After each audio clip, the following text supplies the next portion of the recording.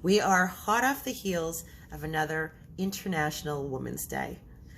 One of the things that we love so much about Women's Day is it's such a good time to check out your network feeds, see people sharing stories and talking about all the fantastic things that women have done to make their lives better.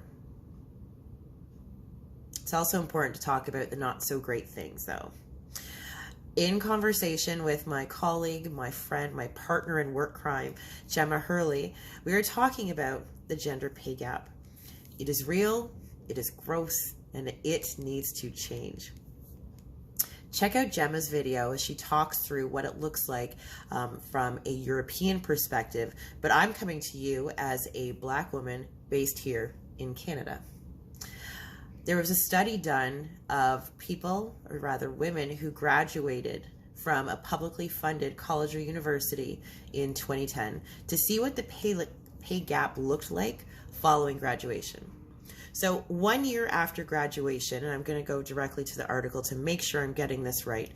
Following graduation, in the 1 year following, the women in the study were making 12% less than their fellow men. If we fast forward 5 years down the road, so in 2015, those same women, they weren't making 12% less, they're now making 25% less than their fellow colleagues. And this was agnostic of role. It didn't even, wasn't specific to disciplines. It was across all the disciplines, across all the schools. So that's a problem. When we think of what it looks like as a Black woman, we're thinking of things like equal pay day. On average, we're seeing, for example, racialized women are going to see about a 33% pay gap. This is not exclusive, unfortunately, to Black women. Indigenous women, we're seeing about 35%. Newcomer women, 29%. And women with disabilities, even if they are working part or full-time, that's going to be about a 46% gender pay gap. To me, it's really upsetting because we all have the same abilities. We all bring greatness to the table.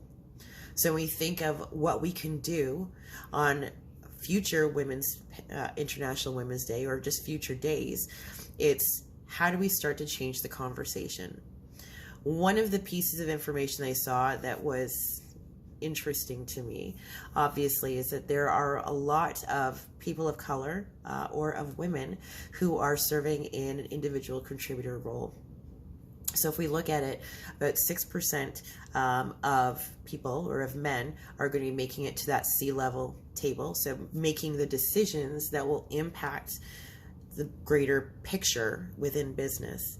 So 6% of men. That falls to 3% for women, and that becomes 2% if you are Black, if you are Hispanic, or if you are Asian.